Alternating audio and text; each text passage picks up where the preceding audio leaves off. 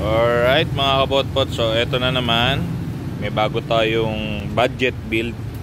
Ayan. So isa tong Honda Supremo, yung pinakaunang Honda Supremo. So ito yung mga ginawa natin. Ayan. Fender, pinalitan natin yung gulong. Stock pa rin yung yung rim. Ayan, stock pa rin yan.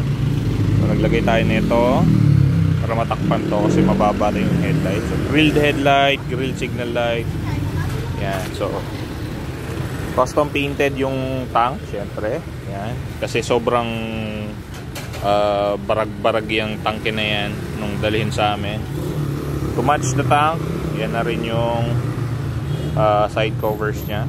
Ito rin yung kanyang upuan nya. Napakaganda ng pattern nya. Ayan, and then taillight, custom rear fender, signal light. Ayan, Ayan. So budget build lang yan. Initial budget is 10,000 lang. Yan. So kaya yung mga hub yan, hindi na pina-repaint, hindi na rin pinapalitan yung spokes. Stock rim pa rin yan by 18. Yung engine nya hindi rin yan pina-repaint, but we repainted this one. Tapos pinalish namin to. Yan. Yan, kaya medyo malinis na siya. Ayan. Ayan. So to stock handlebar pa rin, then grips pinalitan. Yan.